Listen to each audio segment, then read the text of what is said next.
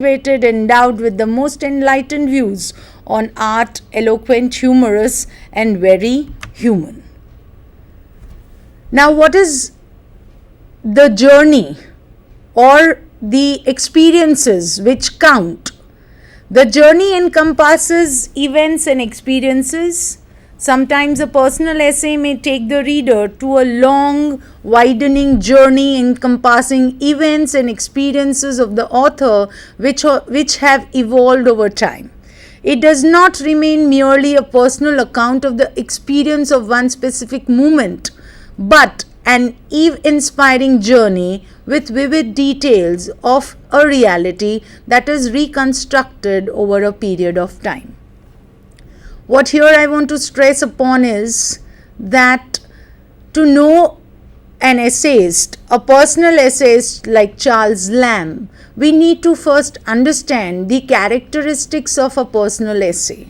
And that is what I have been trying to explain through the discussion which I have been doing regarding the personal essay. And then when we read the profile or the works about the works of Charles Lamb and his techniques, we will definitely correlate with the characteristics of personal essay and the essays of Charles Lamb. Next, the characters woven in the narrative and a plot arc. Again, here the techniques or the structure of the personal essay is reflected. We can read in this slide. The emphasis here is on the author's emotional journey and insight. Now, this is the prime factor which helps to knit a personal essay. As the essay spends a surprising and illuminating story of his harrowing past, some of his memorable secrets, escapes in life, some of his terrible secrets, or some pain and humiliation he has gone through. With such characteristics, a personal essay can have the feeling of a short story while being read. And as a student, as a learner, as a teacher, it becomes very primary to read the essays and then to understand to what extent this essay becomes a composition of the personal traits of the essayist. Now let's move on further. Now here I am not going to discuss the origin or the definitions, but as we are heading towards the main topic, and that is Charles Lamb as the prince of the personal essays, we need to understand how this whole chain started.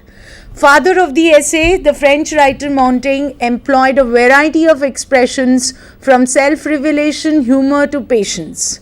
He was known as one of the fathers of the essay. His essays emerged from his keen sense of observation and a self-analytical approach aided by his vast experience. Through logic and reason, he convinces his readers. Just to line up, Bacon was the first to write proper essays in English. Though again he was inspired by this French writer, but the systematic writing of essays started with Bacon, just to have a note of it.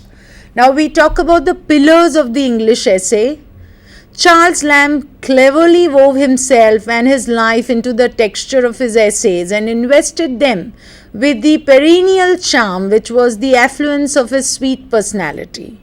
He strikes a friendly note by frankly admitting his readers into the privacies of his heart and the particulars of his personal life and experiences, and that is the reason why he is the father of personal essay. And this is what he does. He drags the readers into the privacies of his life, and to what extent he does, there are many features of Charles Lamb You cannot just give a rough design telling that because he writes about his love life, because he writes about his family, because he writes about his tragedies which he has experienced in life, that brings him to a writing of a personal essay, then you would definitely misunderstand him in that sense.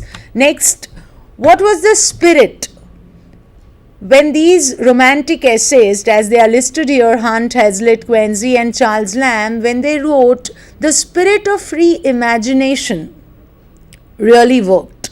And that is the reason that they write a set of writing which has special features of the Romantic age. Now come to the biographical sketch of Charles Lamb. Charles Lamb was born in London, the youngest of 7 children, of whom only 3 survived into adulthood. His father was a law clerk who worked in the Inner Temple, one of the courts of London, and wrote poetry in his spare time. In 1782, Lamb was accepted as a student of Christ Hospital, a school in London for the children of poor families. A biographical profile of Charles Lamb is the primary and the foremost to be known to understand why he wrote certain things. And this is why the detailing of certain facts to be known. He excelled in his studies, especially in English literature, but the 7 years away from home proved lonely. Later, Lamb wrote that his solitude was relieved by his friendship with a fellow student, Samuel Taylor Coleridge, who also encouraged Lamb's early poetic compositions. And that is how we come to know about the early influences on Charles Lamb as a writer, and then as a and that is how he started publishing his work. Something about the personal facts of his life. Since his family's poverty prevented him from furthering his education, Lamb took a job immediately upon graduation, working first as a clerk. He became an accountant at the East India Company, a prestigious trade firm, and that is what he started his vocational, that gave him a training for his writings. At Coleridge's insistence, Lamb's first sonnets were included in the collection Poems on Various Subjects, published by Coleridge in 1796. That same year, Lamb's sister, who suffered from mental illness throughout her life, stabbed her mother to death in a day of horrors that completely transformed Lamb's life. Now, when we talk about his writings, the first thing which strikes a reader is the title, which comes to our memory off and on, that is Essays of Ilia. Now, this term Ilia is a pseudonym which Lamb gave to his writings. Lamb, eager to supplement his income, wrote some pieces under the pseudonym Ilia for the magazine. With the success of these essays, Lamb became one of the most admired literary men in London. He and Mary presided over a weekly open house attended by friends including Coleridge, Hazlitt, Hunt and Robinson, and that are the primary gatherings with the literary writers that made Charles Lamb very much clear about what he proceeded to. And in 1834, that is what is noted as the demise of Charles Lamb. Lamb retired from the East India Company in 1825, left London and devoted more time to writing. Though distant from his literary acquaintances in the English metropolis, Lamb was still at the peak of his popularity as an essayist when he died suddenly in 1834. And that was a briefing of the biographical sketch, which introduces a new reader to the writer Charles Lamb. And now we proceed to the works, especially the the works he wrote, Lamb's dramatic essays, Specimens of English Dramatic Poets, established his reputation as a critic and did much in reviving the popularity of Elizabethan drama. From 1800 on, he wrote intermittently for periodicals, the major contribution being the famous essay of Ilia, London Magazine, 1820-25, which were recollected in 1823 and 1833. Now then, the most important feature of a personal essayist is to have the skills to converse or have a conversation with the reader. Here I would like to read out from the text Essays of Ilia by Charles Lamb, where in the dedicatory note he writes, I read, to the friendly and judicious reader. And this is the first page of the book where he is dedicating this to the reader, and the title goes, to the friendly and judicious reader. I read, who will take these papers as they were meant, not understanding everything perversely in the absolute and literary sense, but giving fair construction as to an after-dinner conversation, but allowing for the rashness and necessary incompleteness of first thoughts, and not remembering for the purpose of an afterthought words spoken peradventure after the fourth glass. The author wishes, within brackets, what he would wish for himself. Plenty of good friends to stand by him, good books to solace him, prosperous events to all his honest undertakings, and a candid interpretation to his most hasty words and actions. The other sort, within brackets, and he hopes many of them will purchase his book too.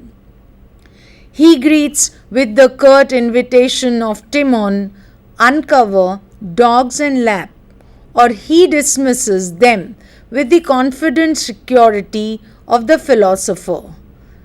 Written Ilia.